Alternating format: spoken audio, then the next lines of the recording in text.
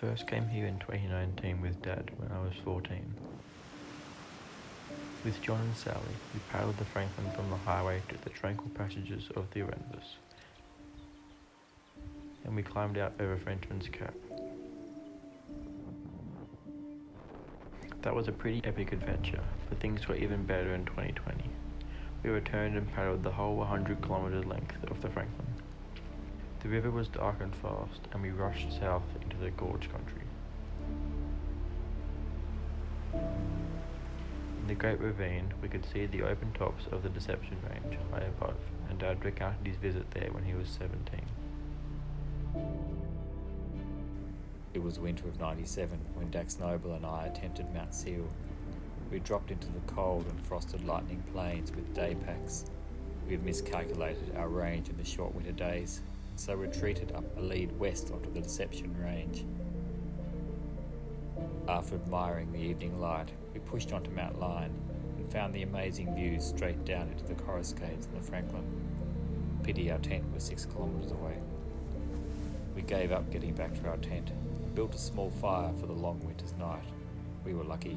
Next day, as we walked out, it snowed down to 200 metres. I wanted to return to Lightning Plains ever since. Later on our 2020 trip, we met the Jane River entering the Lower Franklin amidst the long dark forests and sculptured limestone formations. John and Andrew recounted an epic descent using packs strapped on Lilos in 1991.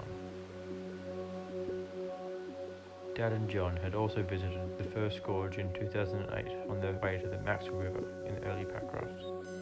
Both visits had come via the Erebus rivulet from an old track to the Jane River goldfields.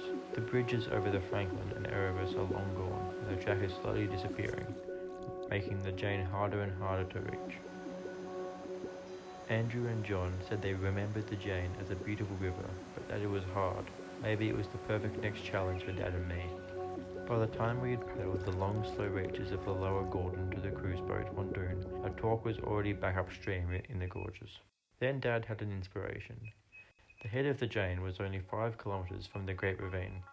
What if we could combine the best of the Franklin and run the entire Jane from its start on the lightning plains below Mount Seal?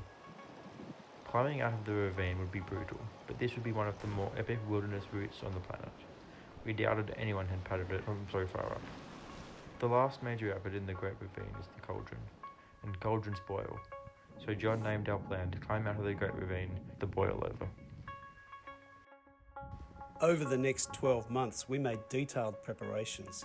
With a planned route of over 200 kilometres across trackless country, we estimated needing 15 days of food.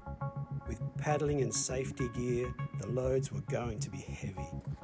To visualise the route, Matt and I climbed Frenchman's eastern peaks to look at the climb out of the Great Ravine and the course of the Upper Jane.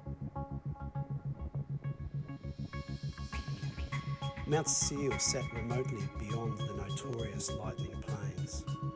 The winter light and cloud around Frenchman's was just magic on that recon trip, but it looked a long way from the headwaters of the Jane to the valleys of the Erebus rivulet.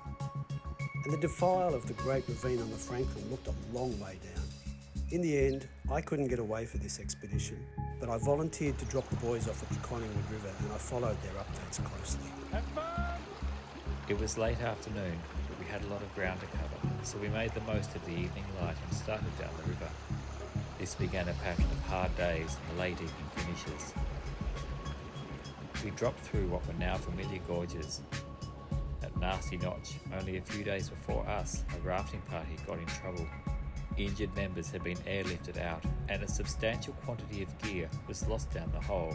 This was a stark reminder to maintain caution in such a remote location, where the only immediate help was each other and the kit that we carried. We kept the pace up for the next 2 days. I was keen to cover the ground to the Great Ravine so we would have a full day to climb out. The scrub and potential rock faces were a big unknown, but the grade was certain. The worst part was going to be 550 metres climbing over 590 metres across, followed by another 200 metre climb above that. There was a chance we might have to sleep out on the scrubby ravine wall. I really enjoyed the rapids of Descension Gorge. This is a beautiful section where the river drops into the deeper Erebus.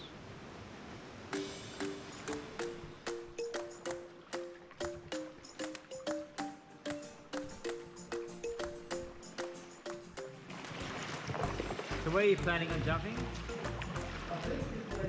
You better get out and have a swim.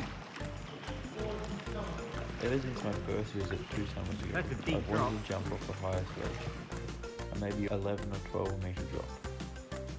Last time I entered the Erebus, it was raining and cold, but today was warm, so after lunch, there was no excuse.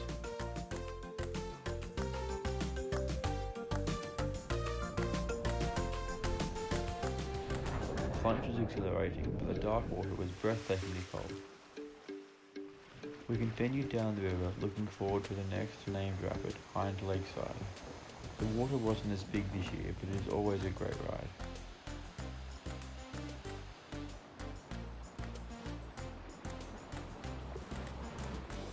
We had one unfortunate event at the well-named Barkle Bend. Dad took the approach too slowly and suddenly discovered he couldn't brace himself back up.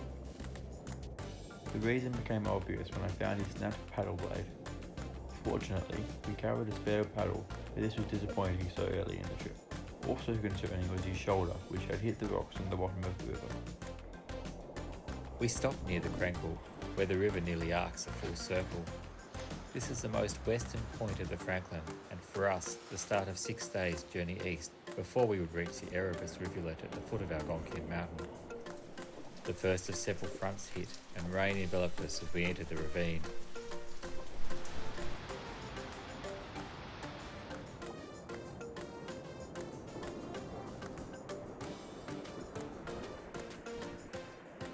We were approaching the Churn, the first major portage on the Franklin. Next came the long, smooth Serenity Sound, where we got our first view up to the tops of the Deception Range. We camped at the Coruscades, probably our earliest and most relaxed evening of the whole trip, and the last time we would have a flat tent site for many days. We portaged most of our gear past the rapids that night for an early start in the morning, then enjoyed the still, quiet evening. But this was it. Tomorrow night we hope to be looking back down into this gorge from the high peaks above. The morning saw us breaking the still reflections as we paddled toward the Livingston rivulet. Beautiful bit of water, isn't it? The Livingston starts in the lakes below Frenchman's massive east face and ends as a cut through the walls of the ravine. We knew friends who were attempting to descend the cliffs and chasms of the Livingston, and wondered if they had succeeded and were below us or still up above in the Livingston Gorge. The middle of the ravine has several long still stretches known as Transcendence Reach. Today they really lived up to their name with perfect reflections. It was restful and calm, and we were enticed to abandon our wild plan and just drift gently down the Franklin. The Transcendence all stops at Thunder Rush, where the sound fills the cliffs. Our original plan was to climb out of the gorge from the Cauldron, but we had noted several alternatives of satellite images, one of which was to climb here. The advantage was we wouldn't lose time on the big Thunder Rush portage. We could see several encouraging rainforest leads, and so it was decided we would go it from here. Well, we've got our gear packed into the rather huge beasts. David's choosing which one he wants to get. Which one do you reckon? I'll read this one first. Okay, all right. And we've got all our stuff, and now we've got to exit Thunder Rush. So Thunder Rush Rapids down here, circling away back towards River End. And maybe we've been better off following that, but anyway, we're going to try. Can you get that thing on your back? No idea.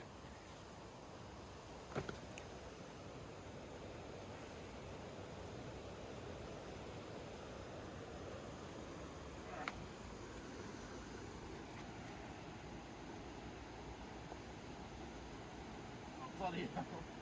Oh, that's heavy. That's enormous. What a monster. What a monster. Oh, that's not good.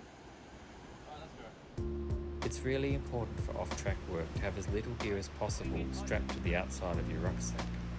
For a climb like this, so much food and equipment makes packing slow.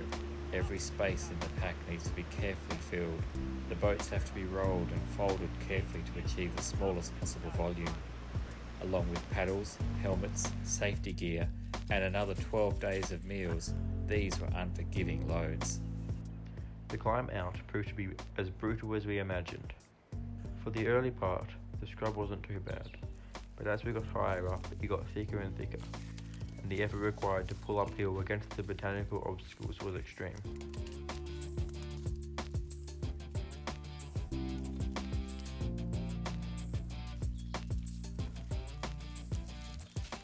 We had more and more breaks as we ascended, and we got further away from the small creek that flowed back down to Thunderrush.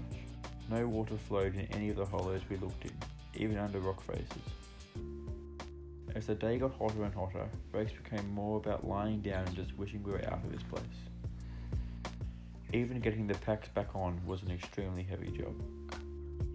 I knew that what they had to do that day would be a Grade 1 sufferfest, and after 4 o'clock I started watching more regularly for a satellite update.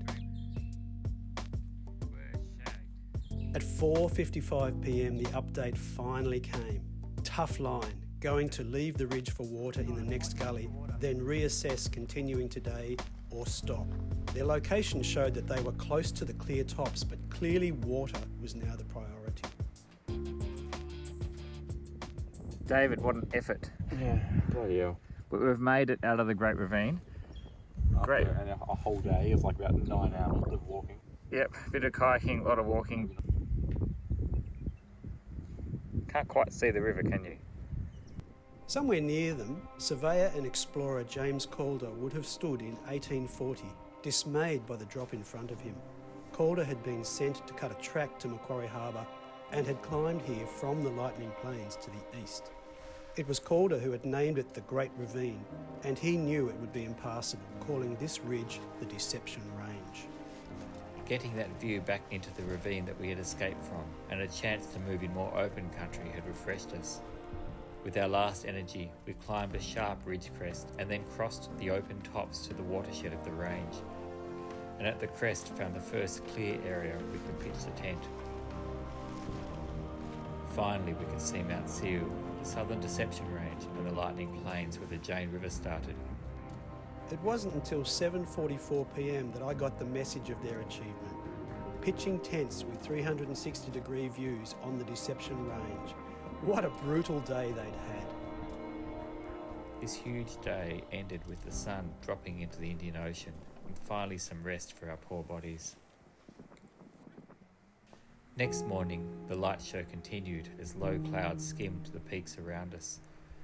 The mist provided perfect conditions for photography, and the cool, moist wind was refreshing after the previous day's heat.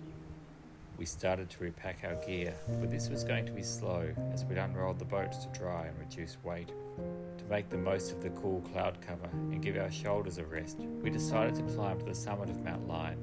At 942 metres, it would be the highest point of the journey.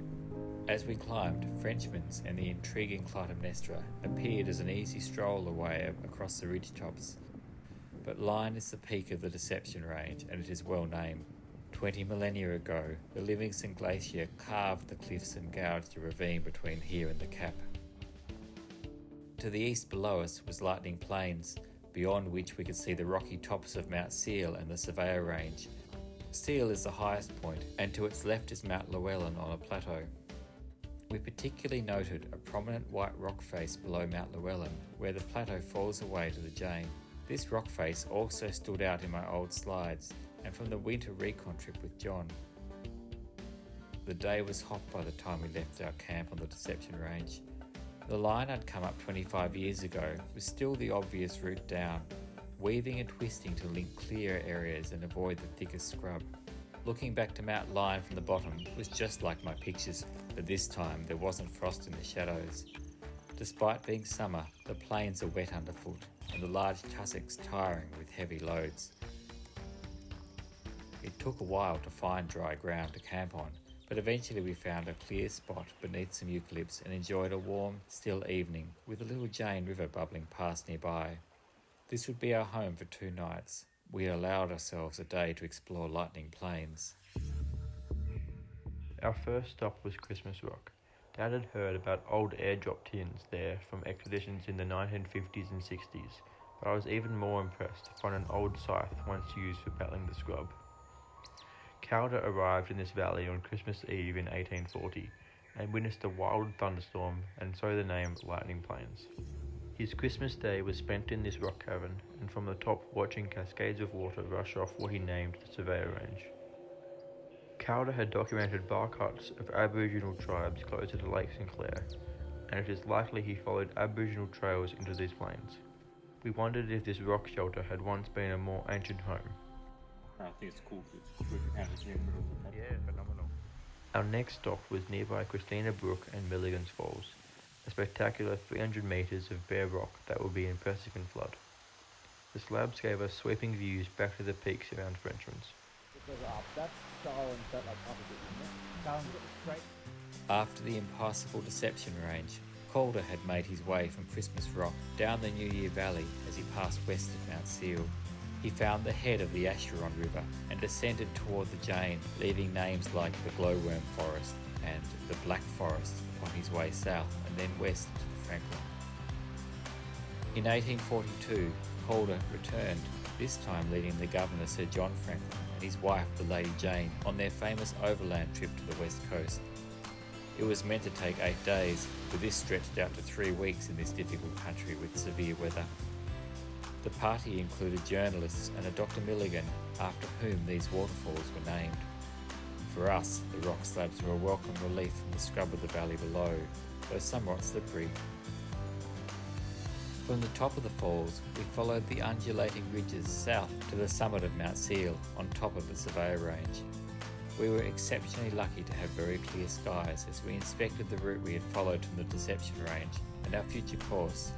Mount Seal is at the centre of a great half-circle around which the Jane River travels, and we could trace most of the river's course from its headwaters near our camp, behind Mount Llewellyn, and then all the way east to Algonquian Mountain, where it disappeared behind the Norway Range in Enkaidu Gorge.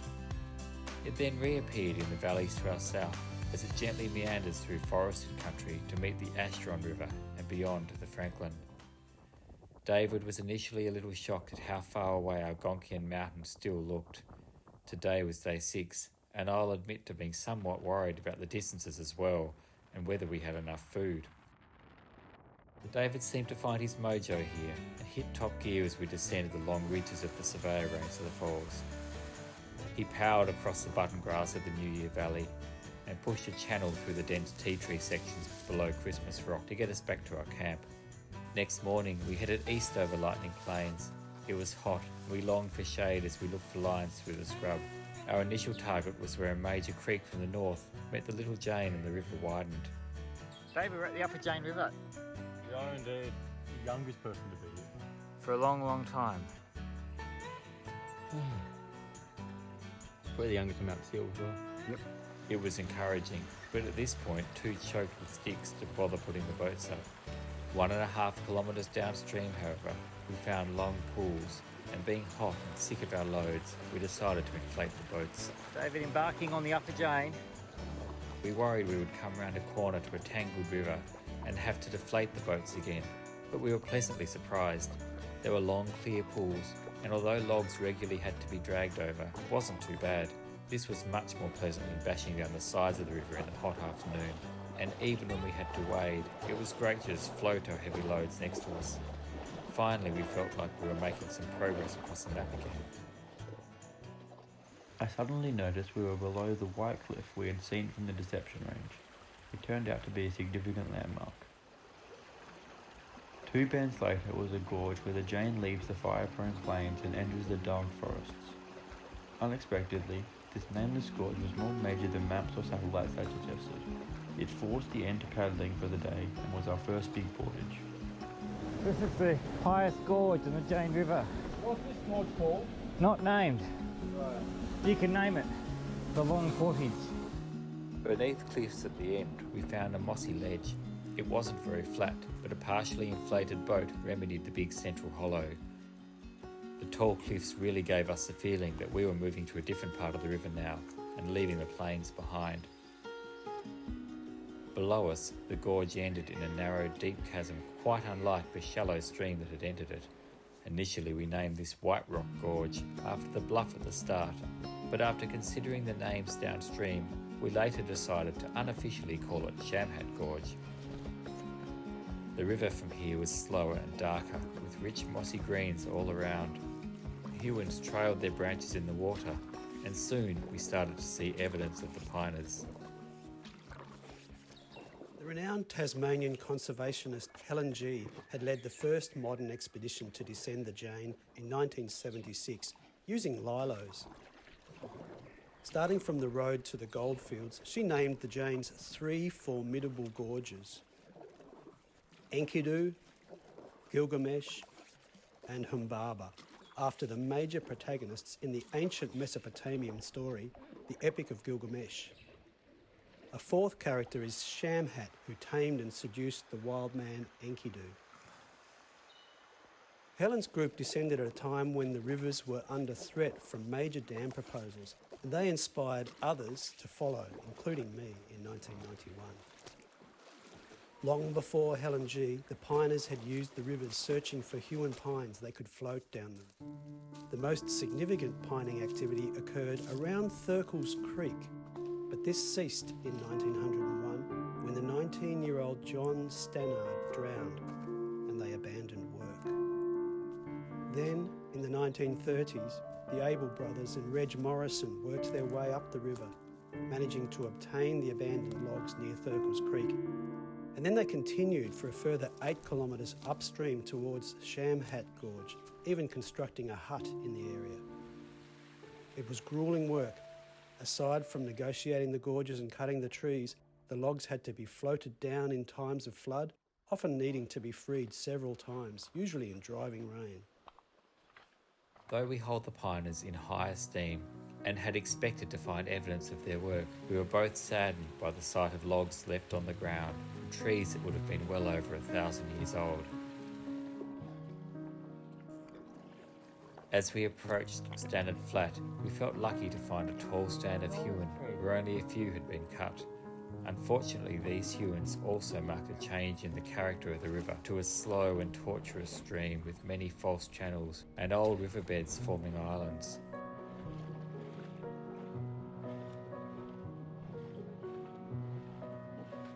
After the good progress in the morning, the afternoon became a grind. Increasing numbers of log jams meant an ongoing cycle of get out, wade, lift, drag and re-enter. It is hard to describe how fatiguing this is physically. Mentally, it just feels never-ending. Eventually, we reached a massive 60 metres of woven tree trunks visible from satellite. We hoped that this jam was a sieve and below it the going clear, but beyond was worse. What the hell are we even going to do this? It's actually probably smoother straight through. Let's just walk it and see. You can hear your boat leaking. I can hear them both leaking after this. There's more log jams after this. I'm not going to be happy. Some of these are cut. How is there more? Like immediately after there's more. Well, this is the mother of all log jams, isn't it? How is there so much behind us and so much in front of us, but it's still this? Yeah. That's incredible. See, that one there is definitely a cut huon. Yeah, that's never going down. No, not unless there's a mighty flood that clears the whole lot. This massive log jam contained many felled huons and may have been why they abandoned the large logs we'd discovered 8 kilometres upstream. It was strange to think this log jam had been here for 90 years.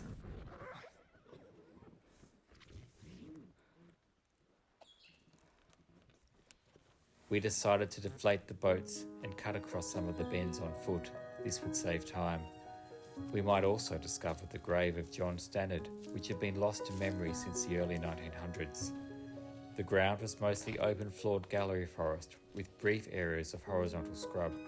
The biggest barriers were the false channels and oxbow bends of the Jane, which were 2 metres deep and filled with mud or water.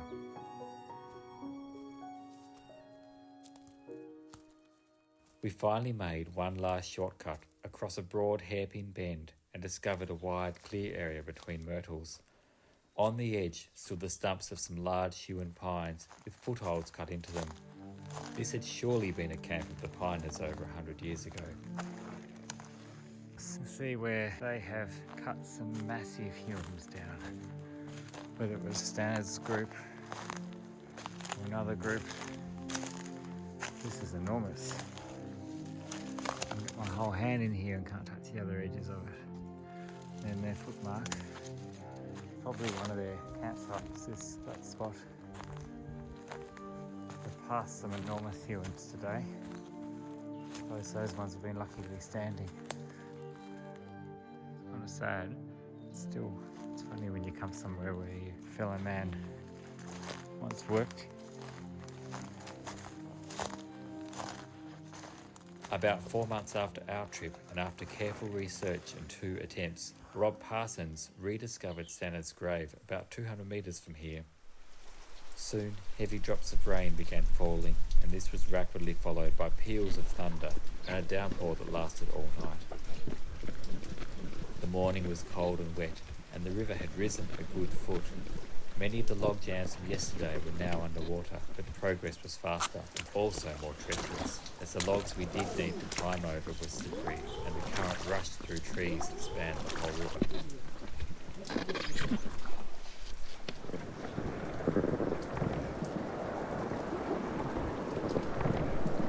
This was day 8 of my first extended remote wilderness expedition, and I was learning that managing your psychology is as important as managing your body.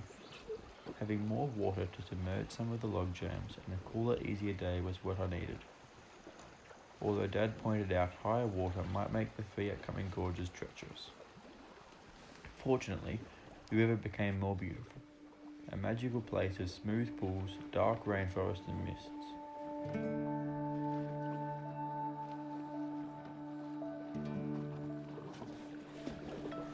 Major landmark here, Erebus Rivulet coming in. This is where most parties attempting the Jane would get in. We've already had a couple of days of extra joy.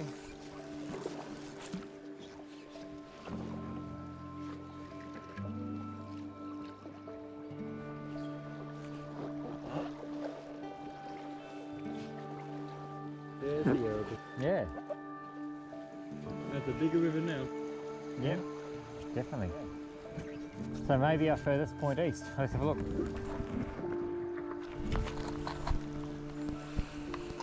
Furthest point in the river.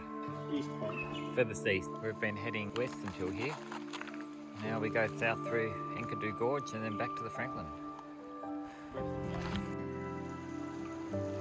It was a cold, quick stop, but the next spell brought a break in the weather as we started the descent into Enkidu Gorge. Below the Erebus, the flow increased and we paddled slowly, letting the current do the work as we knew up ahead Enkidu would take most of the afternoon. It was cold, but the river held us in a spell with hewens trailing their branches in the water as the hills rose up either side.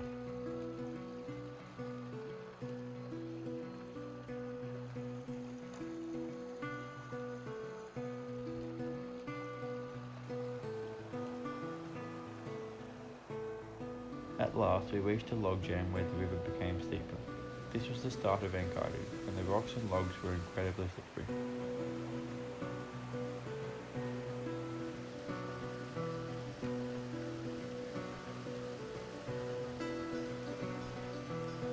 Around a bend, Dad stopped for a photo.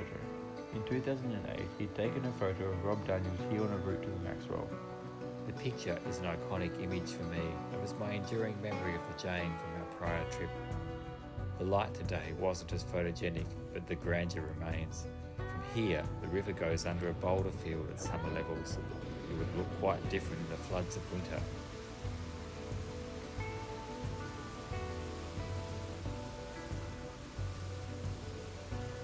So far, the day had been bleak and cold, but a burst of sun allowed us to sneak in some lunch before the next rain squall hit.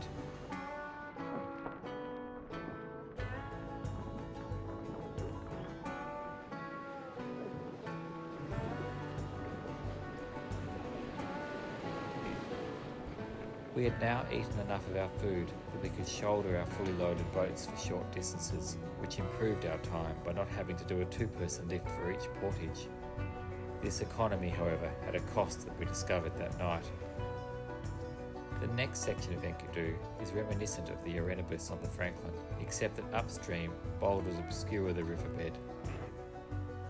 Deep, slow-moving water flowed between the cliffs on either side, and the boats have to be dropped into them.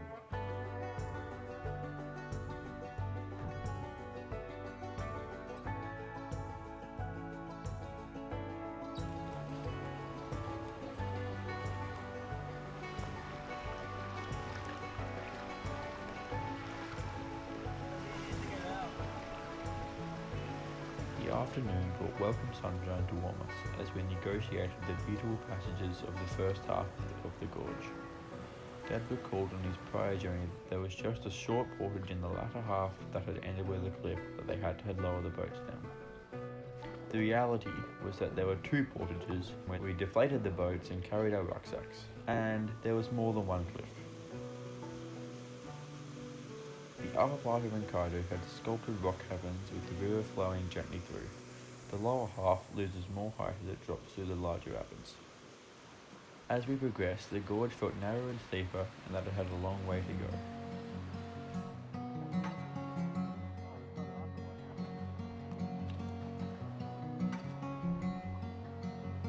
Most of the rapids weren't too challenging to paddle, but we still had to get out and check many of them as we approached. The longest portage had a huge, beautiful old myrtle standing prominently and alone on the western bank. We briefly stopped to enjoy the ambience.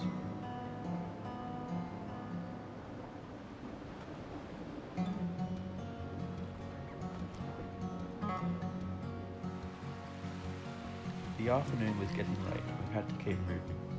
Every now and again, we would come around a corner where the hills would look lower and we would be teased to think the gorge would exit. But Encaido on the map is long with many twists and bends.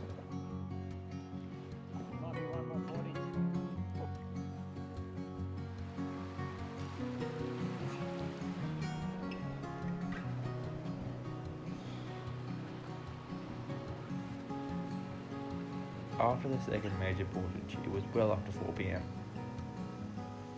We were starting to be concerned that we wouldn't find anywhere flat to sleep. Well into the evening, we stood on a huge flat-top boulder next to a big fall in a narrow channel. We seriously considered putting the tent up on this flat rock. Ahead we could see promising slabs on the western bank, but when we dropped down, I couldn't get any traction to climb out. The most likely result was going to be a fast fall into the river. Instead, we carefully rearranged the log jams so that we could launch our boats beneath it and then begin the search for a tent site.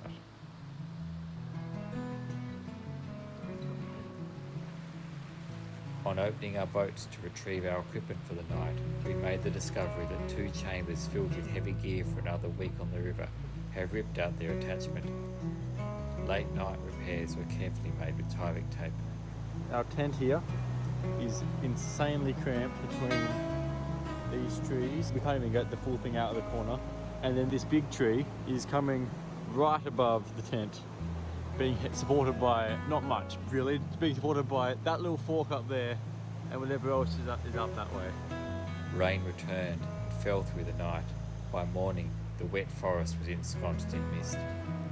Judging by some stone piles we had placed at the waterline, the river was still rising. I spent the early hours of the morning taking photographs of this beautiful place with the mist filtering through it. David took the opportunity to catch up on some sleep.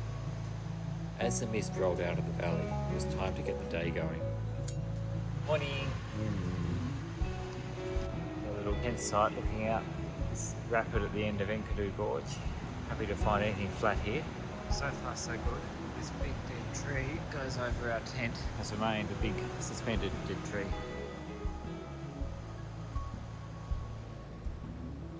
Once paddling, we were quickly ejected from the gorge on Bounty Rapids.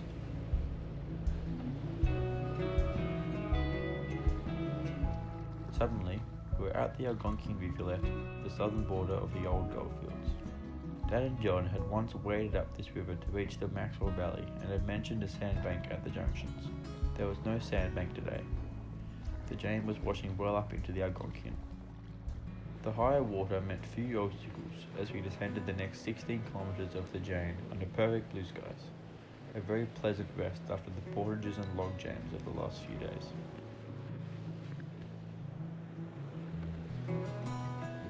The river meanders through this section between Encaido and Gilgamesh, bordered by dark forests and bluffs of limestone. After the previous days of scrub, log jams and gorges, it was nice to feel like we were moving and just be able to enjoy the surroundings. By late morning we had moved 10 kilometres since our Encaido campsite. Just above Gilgamesh on the map is Punt Hill. Pinus once kept a boat stashed below it, so they could walk around the gorge on foot, and then paddle this section to Encaido. I reckon they would have appreciated this gentle bit of river as they moved between the big gorges.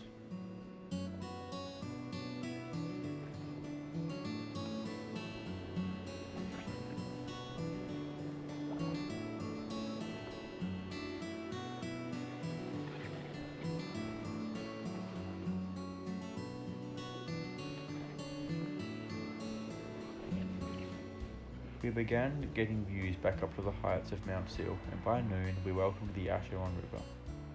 Once again, we were crossing the path of Calder who would have stood under many of these ancient trees.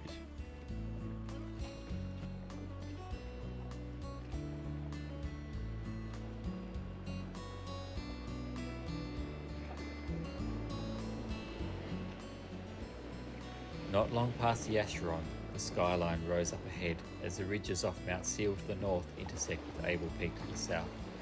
Here lies Gilgamesh, the most spectacular and difficult of the Jane's gorges. The Gateway is a gentle gorge with a few small rapids that were fun at the higher flow. Then round a bend, we met a rock barrier over the fast-flowing river, where small whirlpools disappeared beneath it. We carried our boats up onto this boulder and enjoyed lunch while the sun dried our boats. This allowed us to apply patches over the inevitable pinholes that slowly leaked air. Oh, and this is an amazing spot, isn't it? Look at the tear on the bottom of my boat.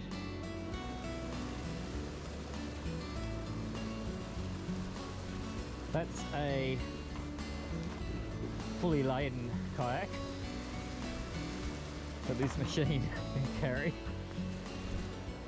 Around the corner was a stunning passage with tall ancient trees spanning the river above us. Gilgamesh was making a good first impression.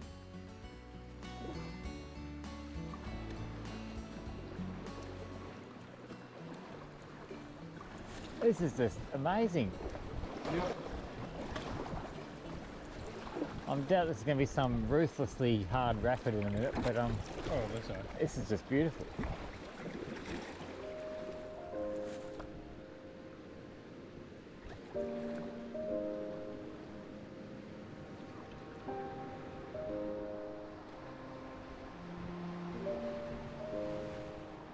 We were optimistic about our progress that day, but then it all changed. Dark clouds rolled back in, the river dropped suddenly into churning pools, and within an hour we were back in drizzle, with the boats packed up, picking our way along the banks, looking for a clear run in the river below. Soon we would be climbing up and down, descending narrow chasms between cliffs, and traversing forest-clad slopes as we negotiated this magnificent gorge.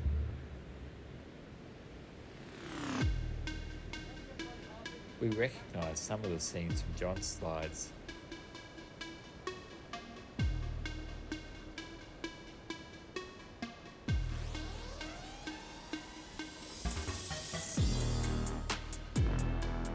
Some of the chutes and log piles created difficult tangles to negotiate with the slippery rocks underneath.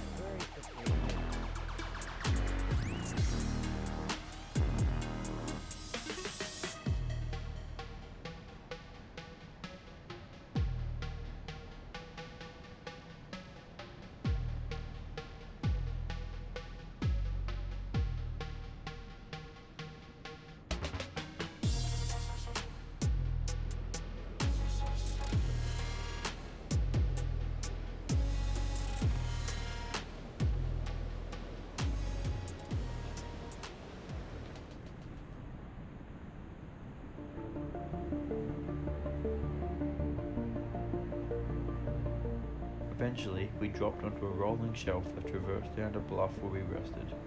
The end of the shelf was a small cave. We were tempted to call it our home for the night. However, our progress had been okay, and we felt we should continue and maybe get to the end of the gorge. The shelf overlooked a sensational waterfall that took the volume of the whole river.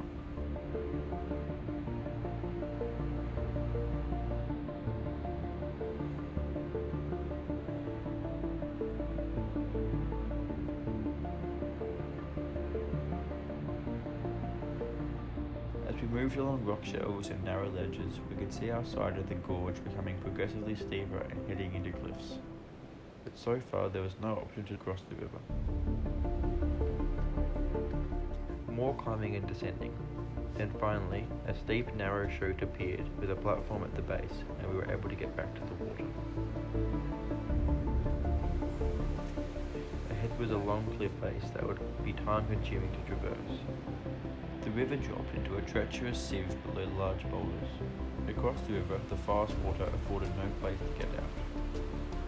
Fortunately, we avoided having to carry the boats back upstream and over a bluff by lining them over.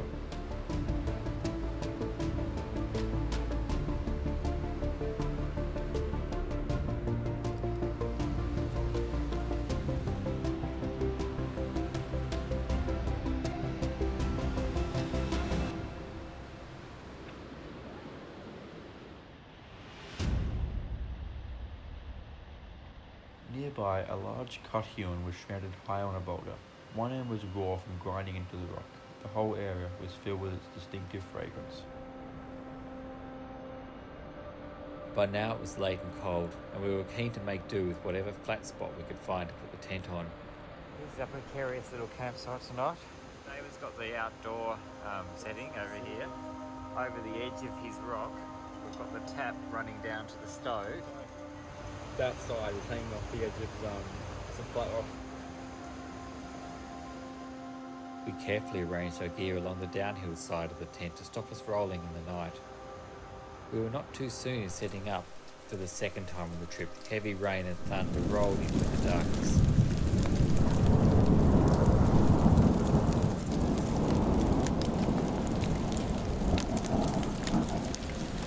That thunder echoing around Gilgamesh was unforgettable.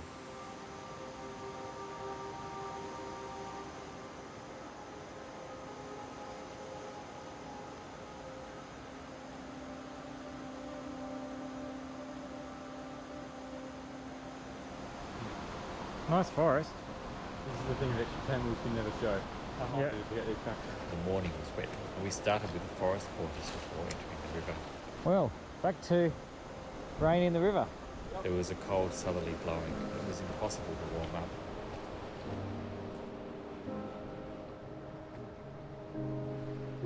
Despite the widening valley, we had heard that Gilgamesh ended in one last set of cascades, and it wasn't long before we arrived at them. The cascades were impressive, but also a straightforward, though somewhat slippery portage. At the end of the gorge, we both looked back upstream and agreed this was a truly spectacular and especially memorable place. You never know if you will come back to a place as remote as this.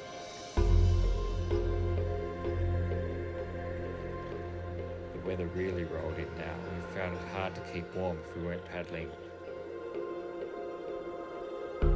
Breaks had to be kept really short. We couldn't feel our fingers at all.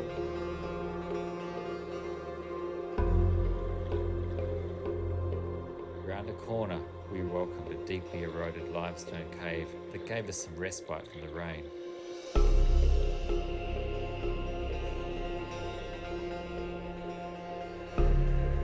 The misty scene as we left this cave was sensational.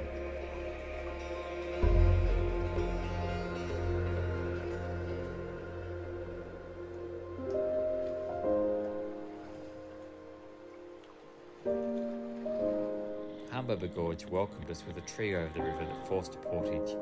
In the cold, we really didn't feel like another day of forging along the sides in this wet forest.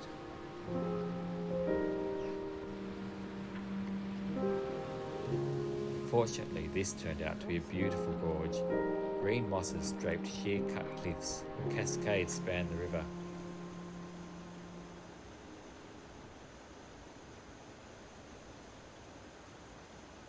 It is amazing how different the characters of each of the Jane's gorges are. Shamhat was understandably small and full of sweet pools of green rocky boulders. Enkidu had twisted chasms, and Gilgamesh was thunderous and awesome. And now this gorge was wide with serial cascades down over the bedrock that looked out into the distance.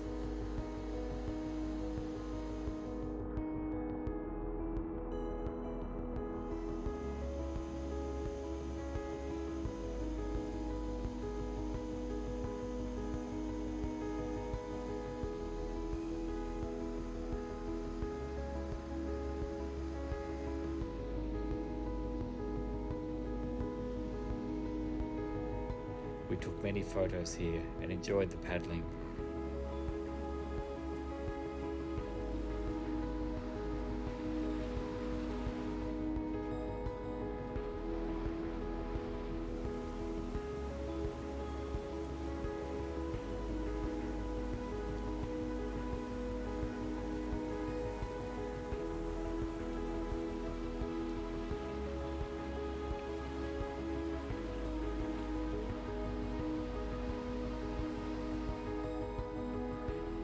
The most spectacular cascade of all was near the end of the gorge, where the entire river thundered into a large trough, churning out huge amounts of spray into the surrounding forest.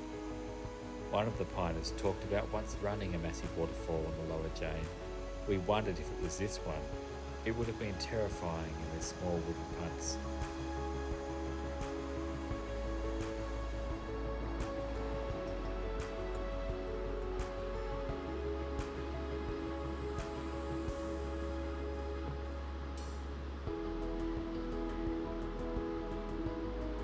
Reluctantly, we had to leave Humbaba for the final stretch to the Franklin. Rain squalls kept rolling over us, and the higher peaks were draped in dark cloud.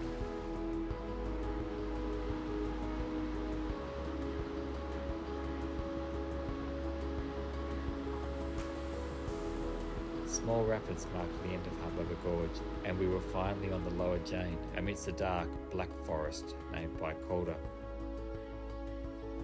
We knew the Franklin would be close now, and the cold weather kept us paddling briskly. We thought perhaps the bad weather was behind us as we descended some bouncy water and sunshine. Ahead we could see Goodwood's Peak, a clear landmark on the Lower Franklin, named for the escaped convict who, with his mate Connolly, headed east from the Franklin near here after escaping from Sarah Island. With their meagre rations, they had crossed this wild land to settlements in the Upper Derwent Valley. At long last we rounded a corner, and I saw a stranded tree skeleton that I had noticed when we passed the Jane a year ago. Then we washed into the Franklin, to be greeted by another squall of rain. That's it. We've done the Jane. And now we are on the Franklin. Off he goes. The Franklin was also higher than last summer, and we babbled on down the river. We had the customary stop at Flat Island, looking up at the Elliott Range that would dominate our skyline for the next 2 days. It felt like we were coming near the end of the trip, but we had an unusual route planned out of here. It would be another 65 kilometres of paddling before we would reach our destination. The Lower Franklin always feels like it's out of a different time.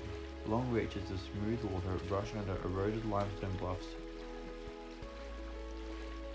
On our last full day in the river country, we knew that bad weather was coming in, but we got a reprieve in the morning with still passages of water through the limestone bluffs of the Lower Franklin. Once you are in the rhythm of paddling strokes, you start thinking about the stories of those who once lived here. The families that once lived in Kudakina Cave. Maybe other teenagers jumped and swam over these cliffs centuries before I even came here. We made our way downstream through the rolling rapids and eventually reached Double Fall, which was washing out with the extra flow.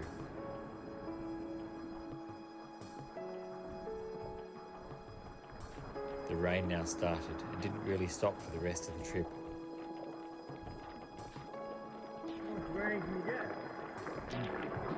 Lots, apparently. The rain got heavier and heavier.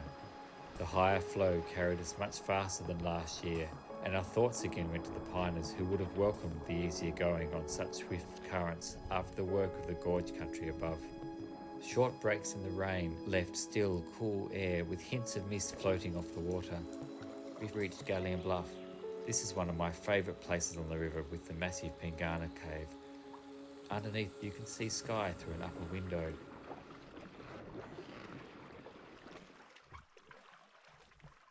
Then came the remarkable limestone outcrops of veranda cliffs jutting out over the water, eroded from centuries of floods.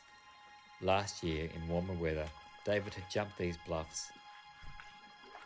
It was too cold to think about that today. We're now on the Gordon. Then the Franklin ended and we were on the cold, wide Gordon.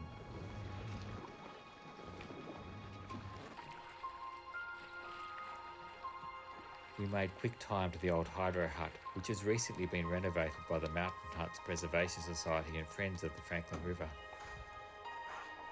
Gosh, I've done a good job. Although a welcome rest, we still had a long way to paddle, so after some lunch, we headed off down the Gordon, completing 46 kilometres by day's end. We enjoyed some sections of warm sun in which we stopped to stretch our legs and rest our aching arms. Then the rain returned as we paddled past the west end of the Elliott Range.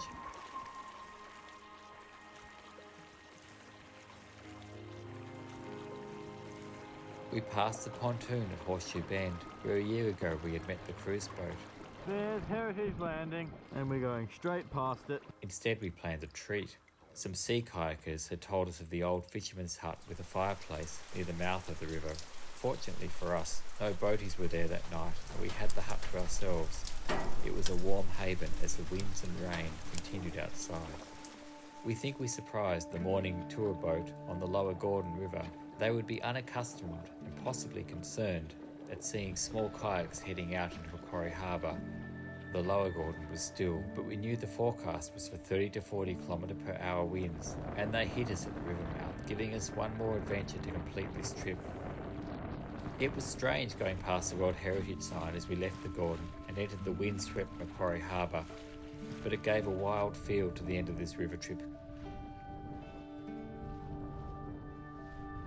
We paddled across the southwest edge of Macquarie with a beam sea that required constant focus on staying the right direction. As we settled into the task, my thoughts went back to the old hut where we had stayed last night. It wasn't just a fisherman's shelter. It had once been the location of boom camp, where the piners caught the human logs that came down with the floods and rafted them together to tow to Strawn. Nearby, we had found the memorial to Reg Morrison, whose life was entwined with this river country and the hewens that grew next to it. I knew Reg Morrison when I was a young participant in the campaign to save the Franklin River. I was lucky enough to paddle several of the wild rivers in the early 80s as a kid, and each journey would usually end by being picked up by the Morrison family's tourist boats, the Jaley M and the Denison Star.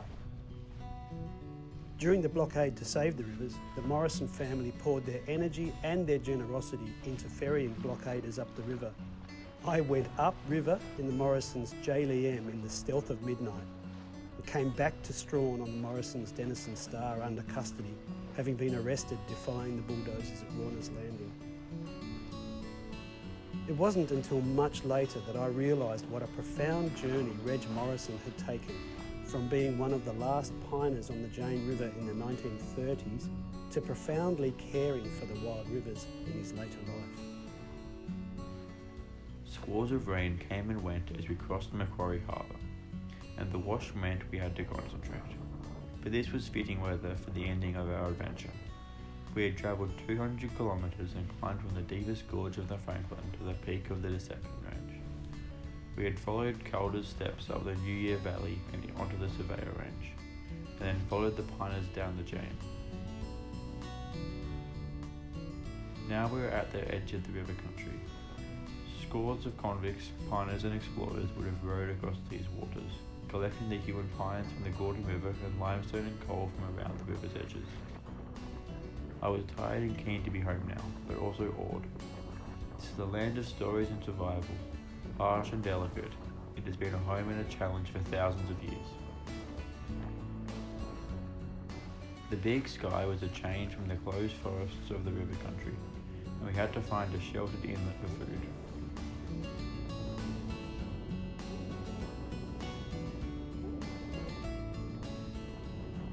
At long last, we made our way into the abandoned town of Pillinger. A bleak wind blew off the water as our paddling journey finally came to an end.